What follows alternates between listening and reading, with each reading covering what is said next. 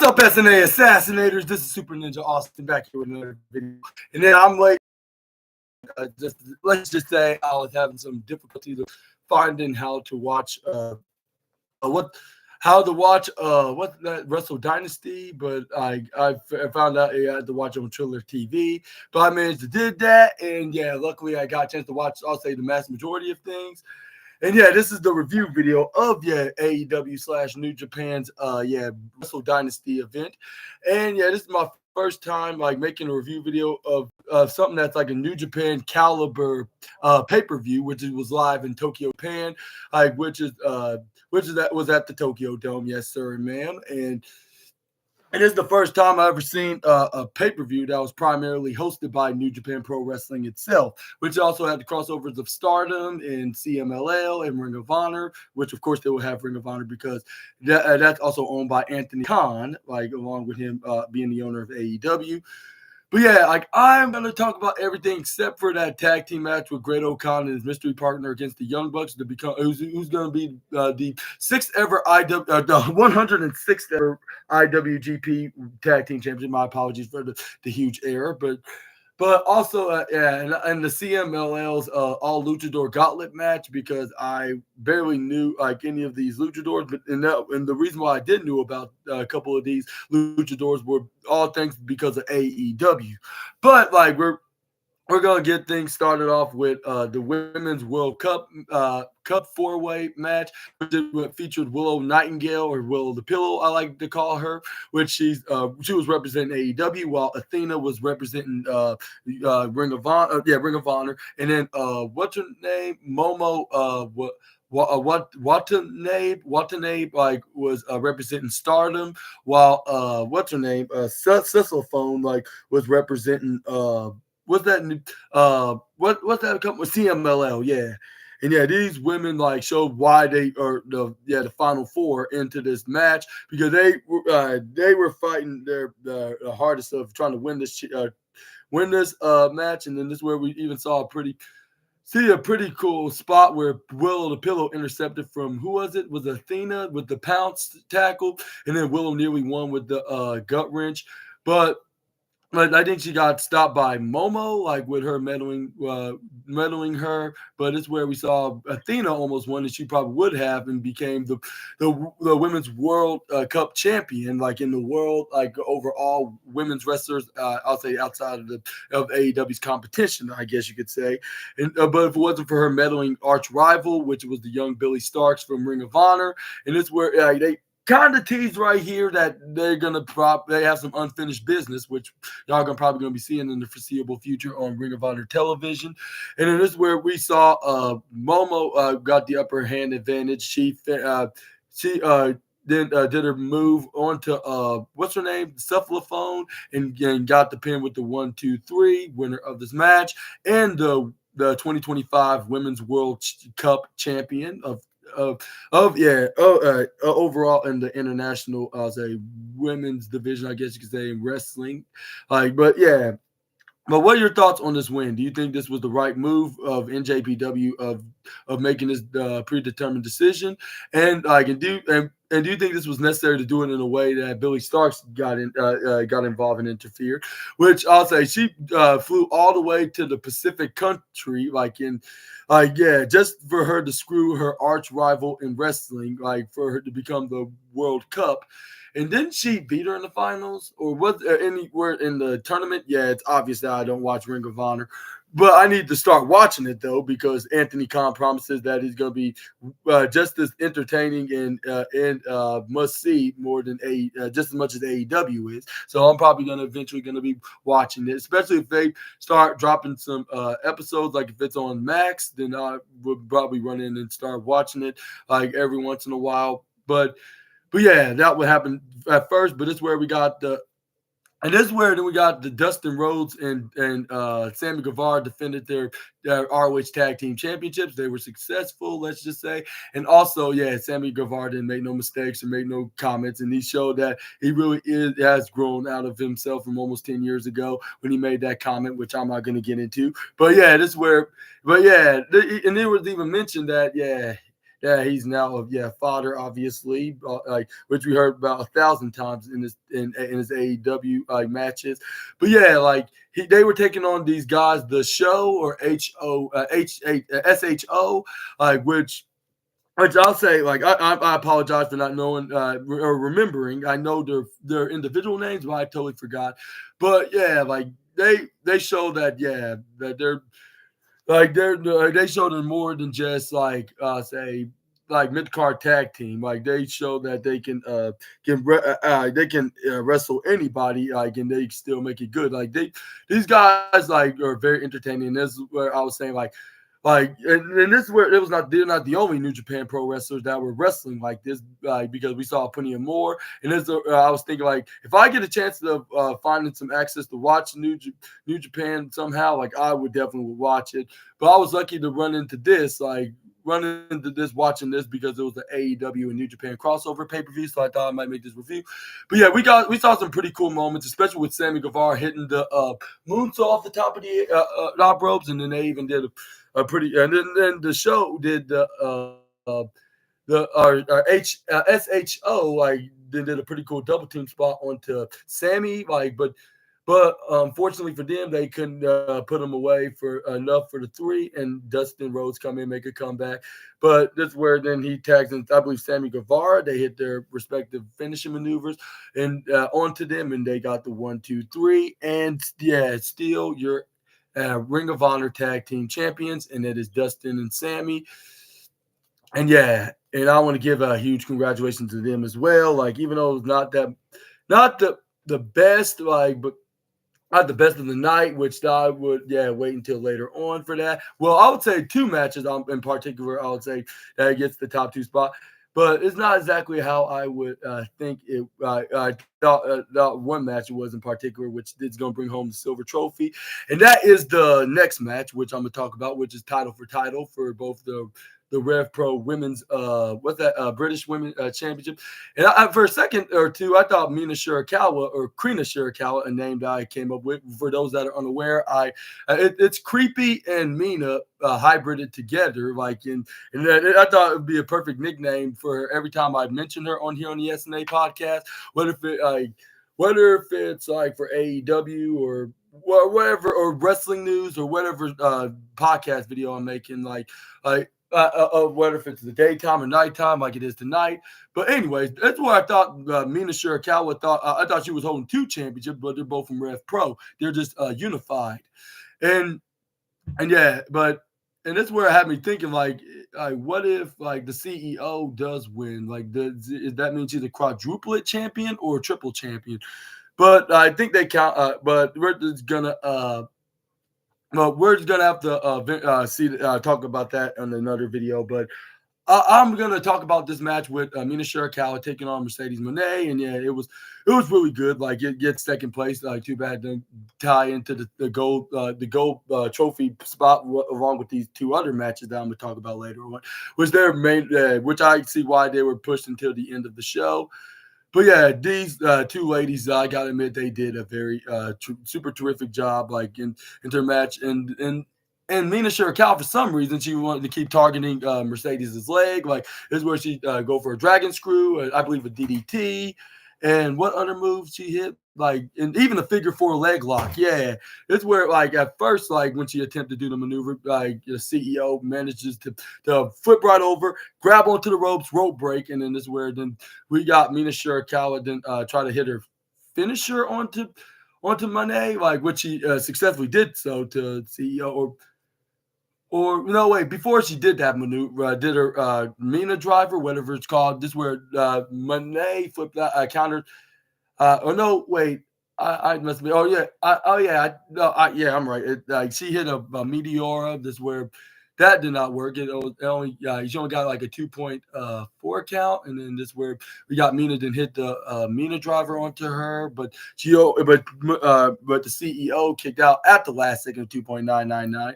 Mina Shirakawa could not believe it, but this is where then she tried to go for it again, but she must have not been doing the wrestling homework, because we all know that wrestling finishing maneuvers do not strike twice unless you got that double whammy card. But let's just say Mina got the whammy card later on, but this is where Monet flipped right out of it. This is where she pushed it right into the right side, but this is where since she tried to go for like a tombstone power driver like maneuver. This is why I was about to shout, she ain't the Undertaker. This is where then Monet countered out of it. This is where she hits the like a pretty impressive power slam turned into a knee to the face maneuver or code breaker, whatever you want to call it. Like, but it was in a reversal kind of position, like with her dropping right down low, and this is where then she tried to go for a pin, but this is where then she gets denied with a 2.9999999 double triple nine minus 0.1 away from me. This what made her shriek into anger, and this is where then she. Well, I believe she was trying to go for a Monet statement, but this is where, not Monet statement maker. That's what I meant to say. Yeah, a statement maker. This is where then we got Mina Shirakawa countered out of it. This is where she tried to go back into the figure four, which I was amazed that she got a chance to do it again, but she must have found it right, not the double whammy card right around somewhere.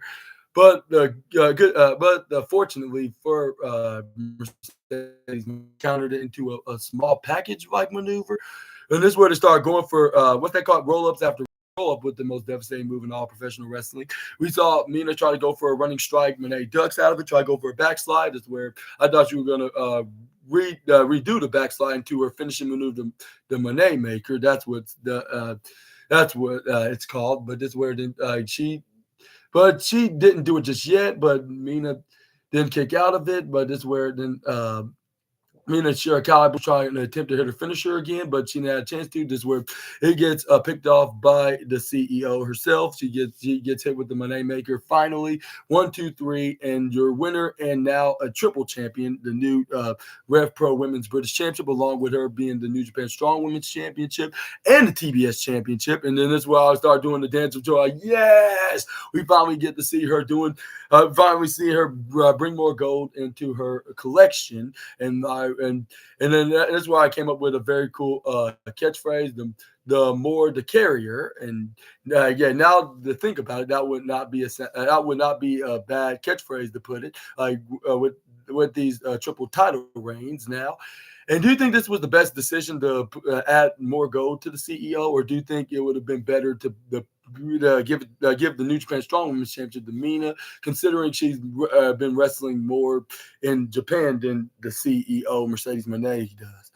Which I don't think that does not really matter as long as Mercedes does defend that championship, but at least for probably let's say at least like in every once in a while New Japan show, but I think she's gonna be defending it more often, like in the start of 2025. It'll be like some similar from like her 2 years ago when she was the IWGP Women's Championship, but maybe just the pinch better, even though she had a very successfully phenomenal run with that belt.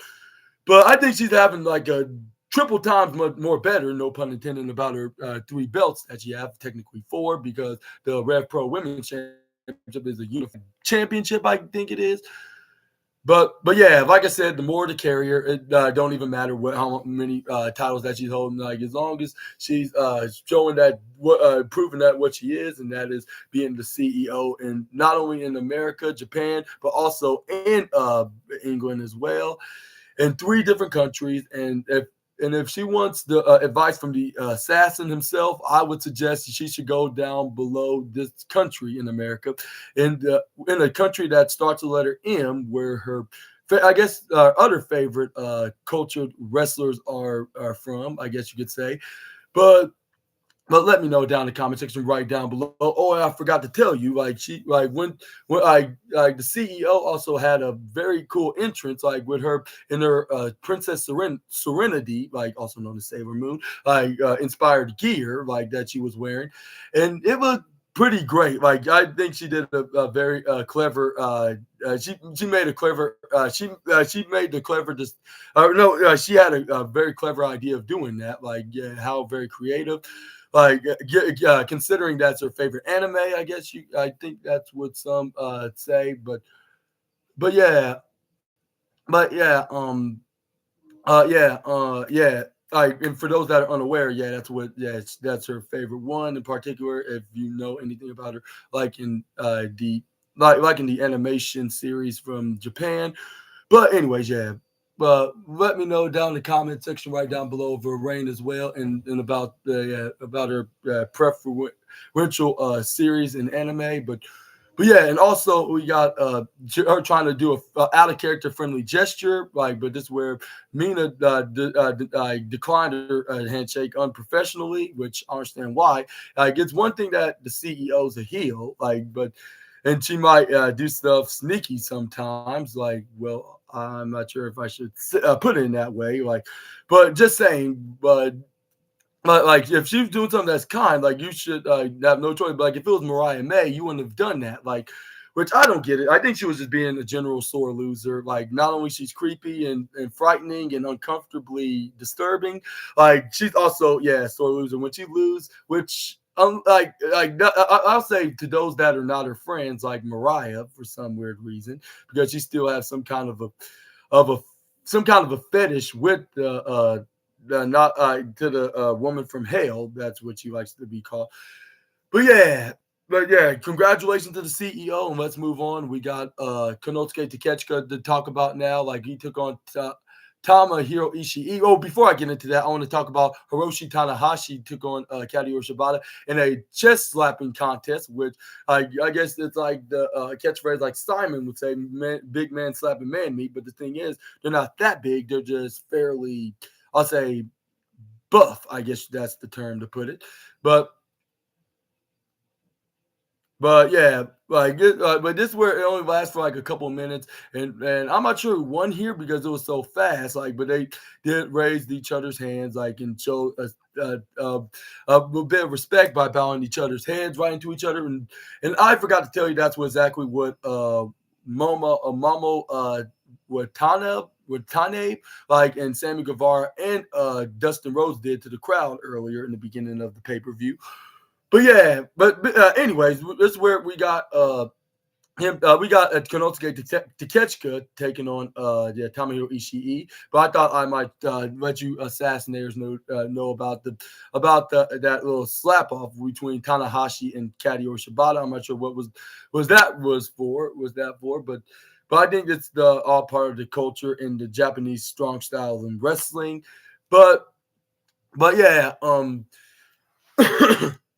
yeah, but this is where we got both Tomohiro and Konosuke Takeshita got things started off, but just by tackling each other, and they did hit every single maneuvers into that they can think of right now. And this is where Konosuke Takeshita even hit that maneuver that he always gets in an argument with my boy Simon Miller with, because it was the least most devastating move in professional wrestling, which I bet Simon said earlier today, because the match already happened since way early this morning, but I just started watching it in the early evening before I start watching Sunday Night Football, which I'm also going to be reviewing after I review this pay-per-view in this crossover with AEW and NJPW.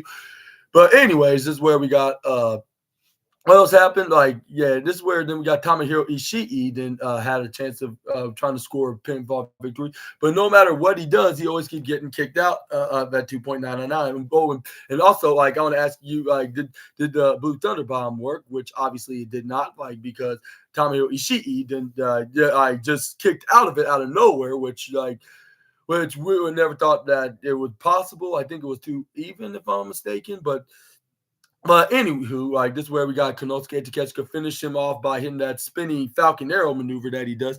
And 1, 2, 3, still the international and never open weight champion from both AEW and New Japan, respectively. And yeah, winner of this match is still those two championships, one from AEW, and it seems like the CEO is not the only AEW wrestler that's going to be going back to America, to AEW programming, with multiple championships, that she has gained, even though she already had 2 of them, but now she got 3.5, I guess you could say. But now Takeshita also got more gold in his possession as well, with him having 2 to be the exact. This is where Don Callis celebrates, he's an alpha for a reason, which I was I cannot argue with Mr. Donald Callis on to that one, even though I'm not the biggest fan of this guy that's a prick and a manipulating snake, that he could even turn his back on his own clients. Like it could be just like what he did to Kenny Omega, like he did to Chris Jericho, like he did to what other names that he betrayed? Oh yeah, Powerhouse Hobbs, which he's also in the feud with Konosuke Takeshita. And do you think there's gonna be like a rematch from their last encounter from AEW World's End, like in the future? Let me know in the comments down below if you think so. But moving on, we got Brody King taking on David Finlay, and I totally forgot like what happened in particular, but all I know is that they were just messing their own messing each other's worlds up. Sorry, I got my words tongue tied, and this is where we saw Brody King even did a pretty dangerous spot with Brody King just go for a splash right onto David Finlay right onto the barricade. Like I was like, oh my god! Like I thought this was gonna be Brody King's night, and yeah, and he got some very cool red, some pretty cool red. What's that?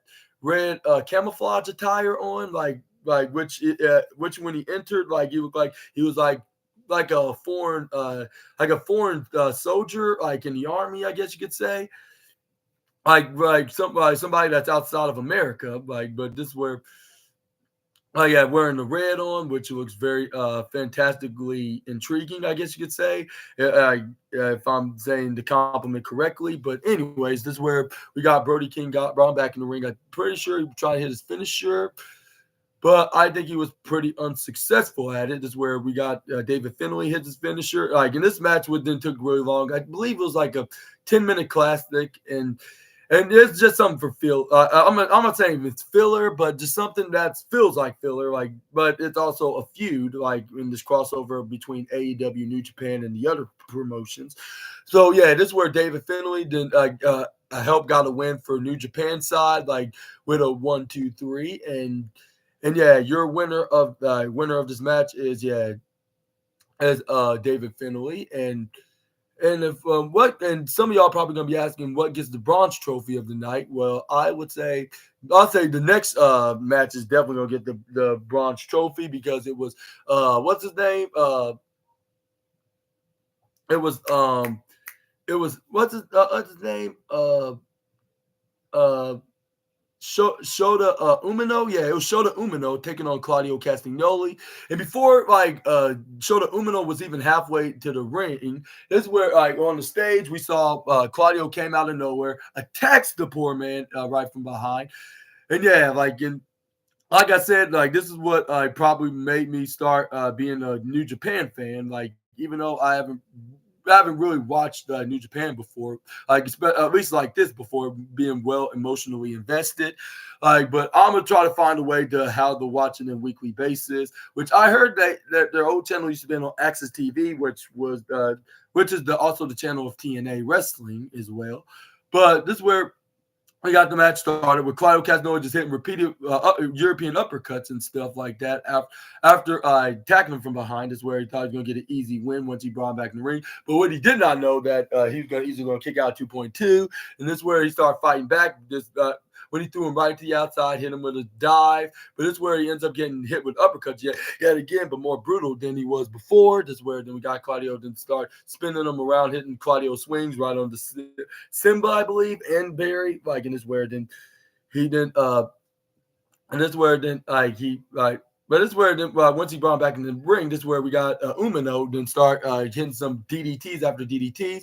Well, which he must have found a double whammy card because he did it twice. And then this is where then we saw him hit a DDT from the outside, which the referee was very concerned about the health of Claudio Castagnoli, taking such a very powerful and I'll say brutal move, like especially from somebody that's been a regular in New Japan. Like you don't really blame the official to be double checking, but yeah, this is where then we got Shota Umino threw the Swiss Cyborg back in the ring. This is where we got him and this is where we saw him do that maneuver. This is where then he didn't try to go for a cover like after hitting one move, but This is where he gets denied with a kick out by the Switzman. This is where then Claudio made a comeback by even hitting a pop-up European uppercut. And I believe even hitting the Claudio swing fully for like a dozen times. And then this is where he followed that up with a power bomb, if I'm not mistaken.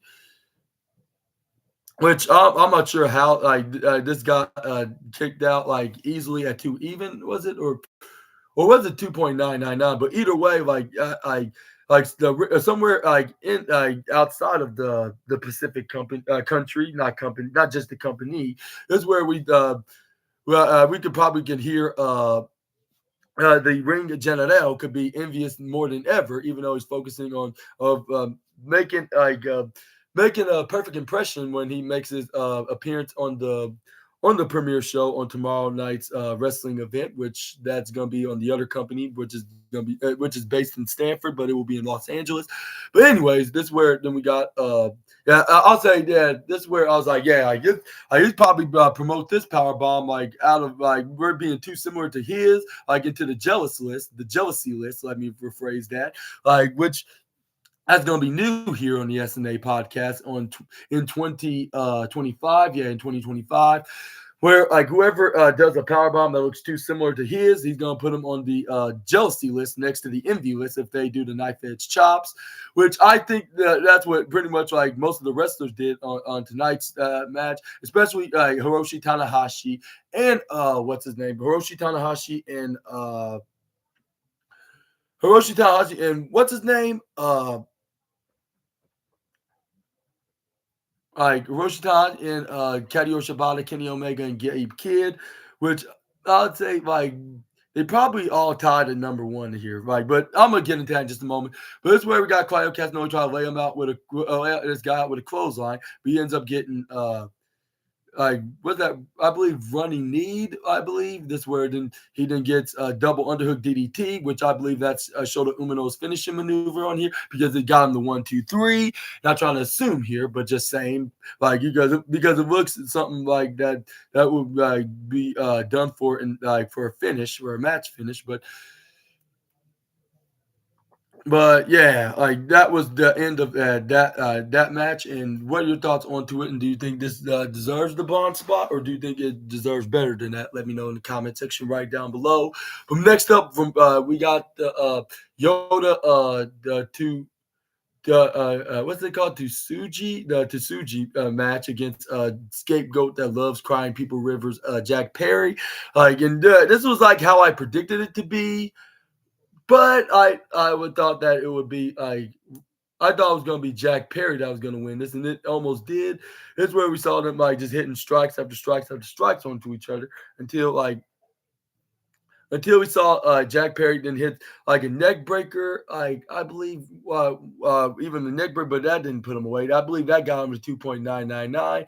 This is where he pushed what's his name Yoda to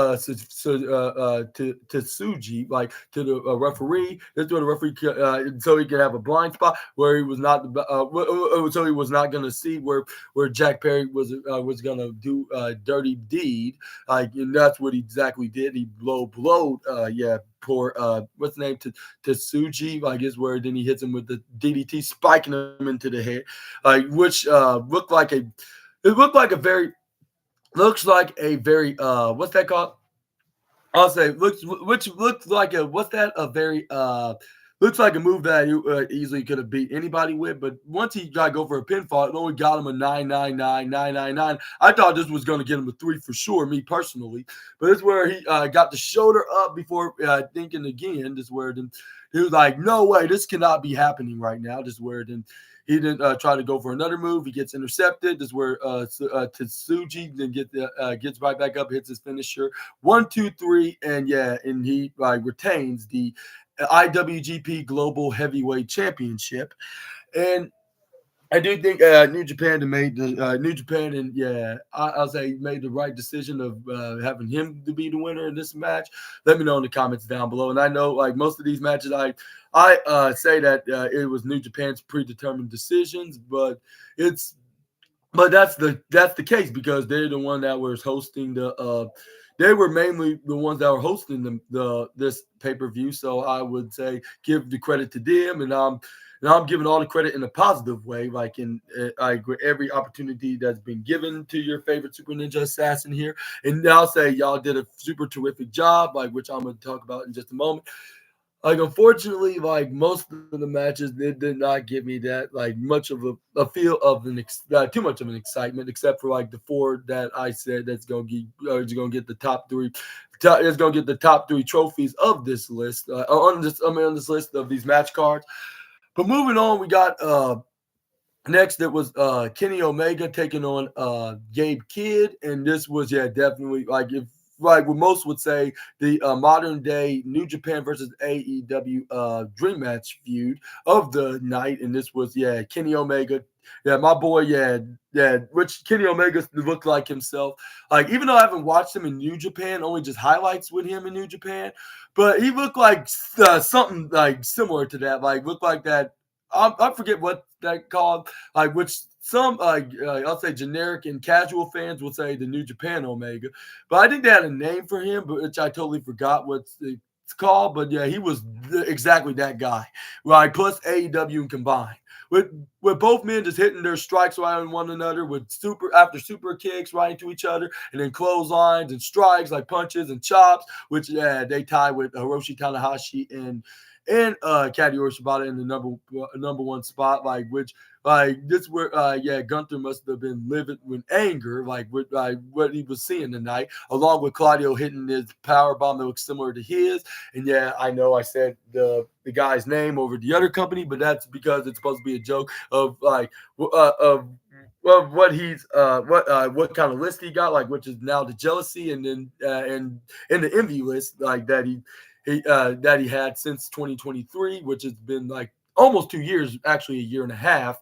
The next 6 months will be 2 years because it'll be 2 years when I been start doing these SNA podcast videos. But that's where we got Omega. This is where then we saw. This is where we saw. They were. This is where then we saw more extreme stuff happening. This is where we saw Gabe Kidd then was been taken to the outside. This is where he set up a table right behind the timekeepers area, and then the bottom corners behind the barricade in the bottom corner where the bottom corner fans were located at. This is where the referee's like you're not gonna win by throwing them through there. Like the only way to win is by by beating him inside the ring, but either by pinfall or submission. This is where he's like, "Shut up! You don't tell me what to do." Like, and besides, like I choose how to beat him, how I want to, and how I feel like it. That's where then Kenny Omega came in out of nowhere with him at least expecting him. He had to dive onto him. That's where they started taking on the outside until we saw Gabe Kidd got back in control. He hits a power bomb right onto the unforgiving hardest part of the ring, which is the ring apron, of course. That's where we saw him then and try to do the same to him through the table, but that ended up being backfired with Kenny Omega, taking a page out of his own, out of Kid's playbook and powerbombing him instead, and then a back first right into there. That's where then we saw Kenny Omega then what happened next? Like we saw Kenny. This is where we also saw Omega and Gabe Kidd. We're trying to fight over who's going to suplex the other right through this table that was halfway put up, like in the sideways position. This is where then Kenny Omega won the battle, and he slammed Kidd back first, which he must have been in really in like probably in I'll say in 1,000% of pain because you could see him silently screaming like ah. And this is where then, Omega was probably in the same level. This is where, and I believe we saw Kenny Omega start using some of the parts of the table as like a weapon. I believe, because I believe it was was that like a no rules match, like or no holds barred kind of fight. This is where you start getting colored the red stuff. This is where we got what's the name cashed in his receipts and paid Kenny Omega back with Mr. Kidd. And I gotta admit, like I haven't seen this guy wrestle before, but I always keep talking about him on my wrestling news videos, which that's very shocking. Like for someone like him, I mean I saw pretty much everybody wrestled in from New Japan, but it was like when their time in AEW, like when they were in the crossover shows like Forbidden Door and other events like that had like a crossover between New Japan and All Elite Wrestling. And it was like I seen the likes of what's his name? what's his name? But the show, what's his name? Shota, what's his name? Or you, I'm trying to remember his name. Shota, what's his name? You were Umino, that's what his name is. Yeah, Shota Umino and Hiroshi Tanahashi and who else that wrestled in New Japan. I was like, I saw them like guys like them wrestle, but I never seen Gabe Kidd wrestle. Like now, finally I seen him like wrestle in this match. The only match that I probably saw him in the highlights was against Eddie Kingston when he very first beaten him for the New Japan Strong Openweight Championship. Like, and speaking of that, unfortunately, it wasn't for the New Japan Strong Championship, but yeah, this is where then we got Gabe Kidd brought back Omega back in the ring. This is where then what move he hit him with? This is where oh yeah, he did him with a strike, like, but this is where Kenny Omega then hits a V trigger out of nowhere, like this is where he turned around, hit a discus clothesline, but this is where he got Omega kick out at 2.8. This is where he's like, oh come on, that should have been it. This is where then we got him trying to go for other moves for onto him. Have anybody's in the bathroom? No, I don't think so. It should be free right now. But anyways, this is where then we got Omega then and made a comeback here. This is where then he hit. This is where then they were trying to go for a closeout to each other, but this is where both men would keep ducking out of each other's moves. This is where he hits a V trigger right onto Gabe Kidd, and he followed that up with a power bomb and another V trigger, which I believe he must have felt not only the double whammy card, but also the triple whammy, like good luck is a charm card as well, which that means that you can hit your signature finishing move 3 straight times in a row if you have it on you. Like, but that's where, like, after he did that, he hits a double underhook tiger pile driver right onto the head of Gabe Kidd. But this is where he tried to finish him off with the one-winged angel, but his back gave out on him because for them, just hitting each other hitting each other's backs onto stuff like the apron, tables, and whatnot. Like, and this is where he got him trying to go for it again, but Gabe Kidd counter out of it. That's where he hits a very concerning maneuver, even though it's not banned in New Japan, just like in AEW, and as the pile driver, just like in the other company, because in the other company, you get fined and suspended if you do it there. Like, just look at that guy that's claiming to be a world champion just by taking that winged championship, like that's been like a prestigious belt since the late 80s until the late 90s, which it's still a talked about title, like, by the way. But anyway, this is where we got speaking of wings, this is where we saw Kenny Omega look like a very cool eagle, like a Japanese one, if there's such thing as one. And I hope that doesn't sound like an insult. Hopefully that sounds like a compliment, because he looked very phenomenal in this gear that he had on. Like, I gotta point out, like, yeah, like he just looked like, I mean, some of y'all probably would say like some kind of a rock star or maybe like an anime character, but I think he looks like a Japanese eagle, like a two-winged winged eagle Japanese wrestler, I guess you could say. But anyways, this is where we got Kenny Omega kick out the last second of 2.999999999999999. Double triple nine minus 1 point away from being 3 out of the 9-doms. And this is where then we got what else Gabe Kidd tried to go for, and this is where it ends up getting denied by Omega. This is where Omega finally got back on his feet. This is where then he got him right in a perfect vulnerable position, like with him finally hitting a grand slam of luck V trigger right onto what's his name, onto Gabe Kidd, and this is where then he finally hit the one-winged angel onto Gabe, and this is where he got the 1, 2, 3 winner of this match, Kenny Omega. Bummer that he won the New Japan Strong Openweight Championship. That would have been rad to see, like, both of my 2 favorite wrestlers, both in the men's and women's division, become the similar belts in the same company, like that represents the New Japan, like, But I guess that could be like later on in the future. But do you want to see him win that belt along with the Continental Championship, which I hope he does become the one that does beat the bitchman Kazuchika Okada, which that's been teased like last Saturday at AEW World's End, like when Okada successfully retained his AEW Continental Championship. But yeah, this is where Kenny Omega tried to show some respect by giving a handshake to Gabe Kidd, with him saying like yeah, like you prove that you are. You are yeah, like you proved like what you said you were, and you are a excellent fighter, and this is where then Gabe Kidd then probably shared the same in response, but like he didn't really do much, and some of y'all probably say it's because he's been playing the heel. Maybe that's so, but not only that, because he was also exhausted and much in a painful state, like considering what type of match that he was in against, who was the guy he was going up against.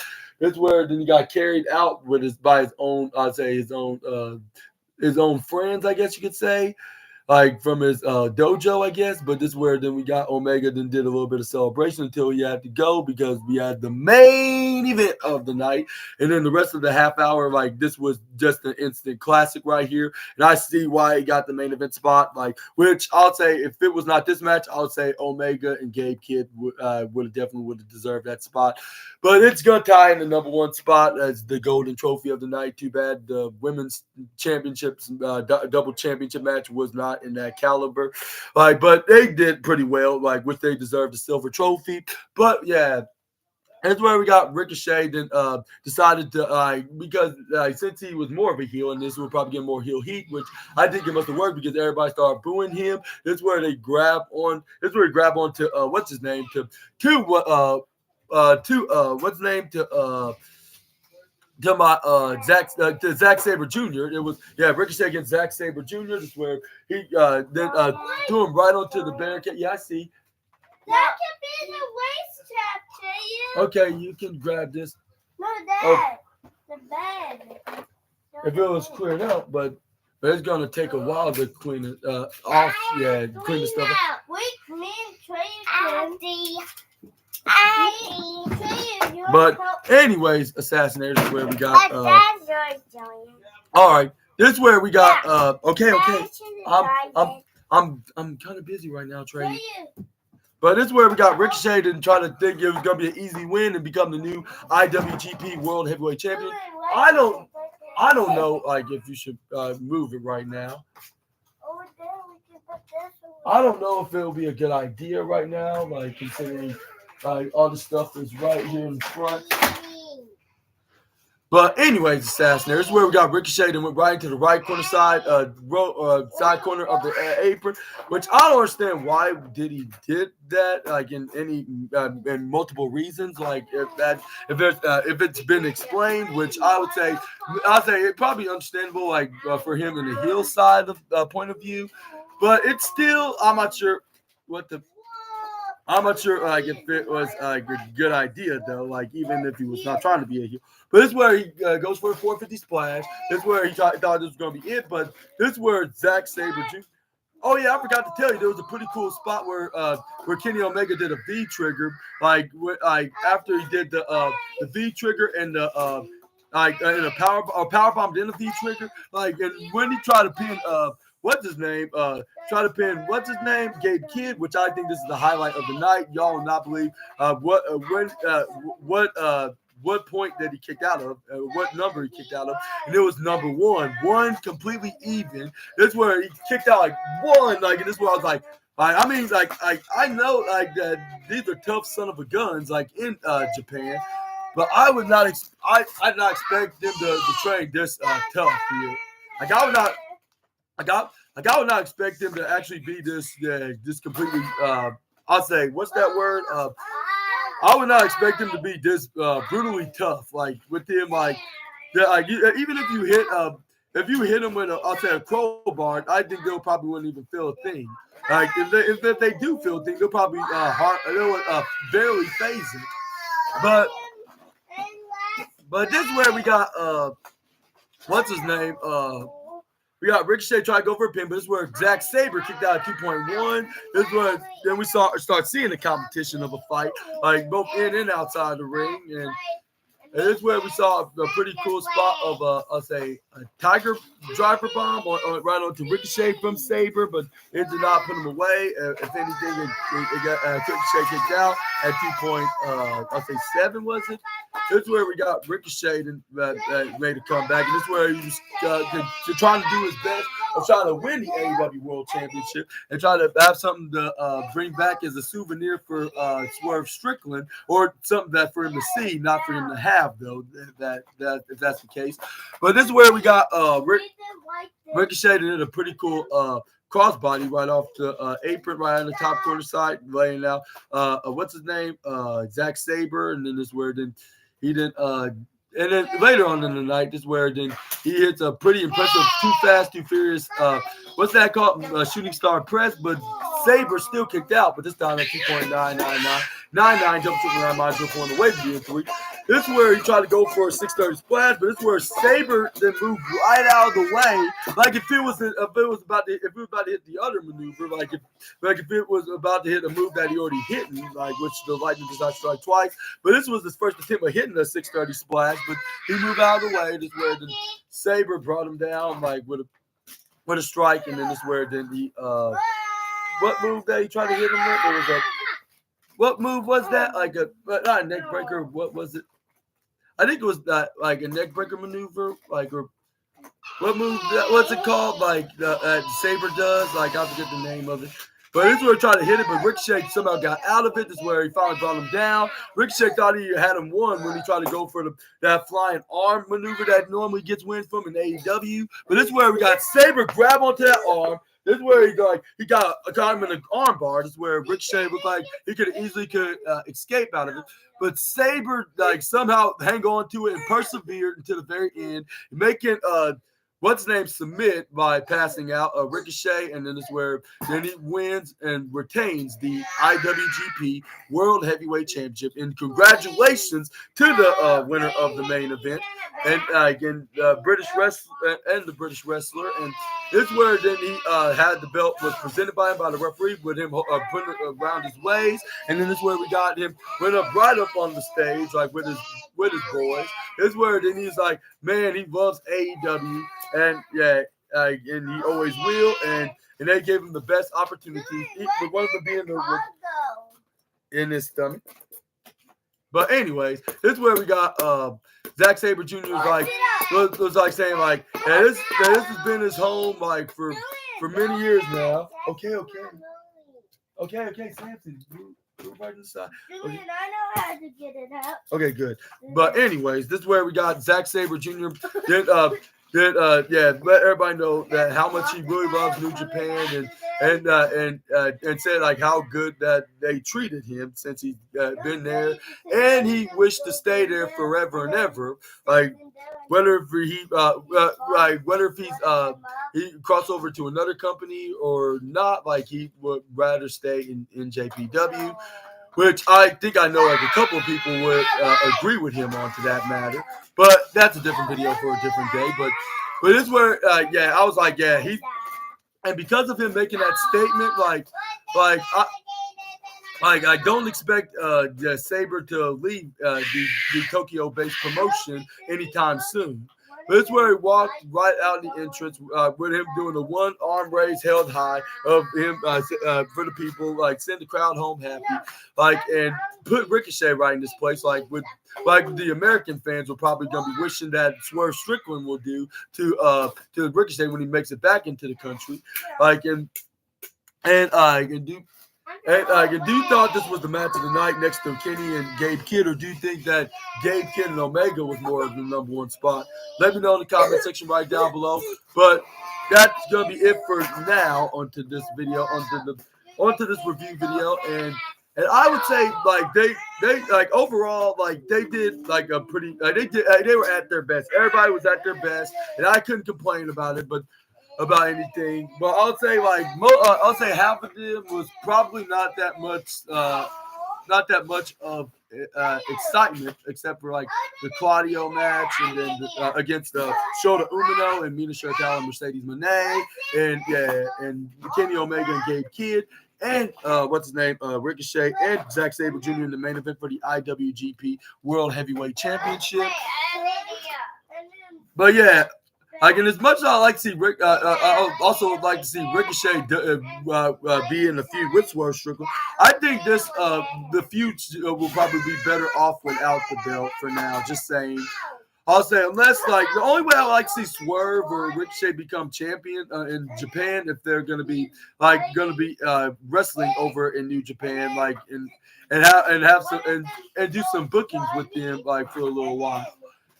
But yeah, overall, I'll give this my first ever, this was my first ever New Japan caliber primary hosted pay-per-view, and I hope that this won't be the last. I will be making a review for NJPW, and I hope y'all enjoyed the video. Sorry if it was too short. I only have a limited amount of time making these review videos. And plus, I also got the NFL Sunday Night Football review video, which that's also another exciting thing to look forward to as well.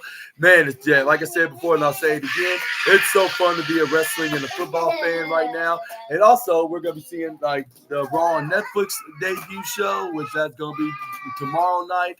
But this is it for now, and I hope y'all enjoyed the video. And if so, please make sure to hit the big thumbs up button, consider hit the subscribe and the post notification bell for more SNA videos. And please check out what's going to be coming up next, and that is the Sunday Night Football review video.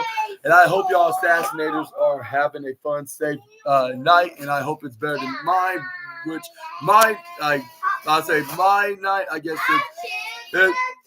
I would say much more in the indoor snow day kind of night, I guess you could say, which it's a blizzard outside, which you could barely walk through the snow. But I hope y'all it's wherever y'all are at, it's better when I'm at right now. And I'll see you guys on the next video with some more SNA content. Until we meet again, Super Ninja Austin out of here. Bye-bye, my assassinators. See you in the next 20 seconds with the Sunday Night Football review video on who's going to get the North NFC title and the NFC number one seed as well, and who's going to be in the same level as them back-to-back Super Bowl Chiefs.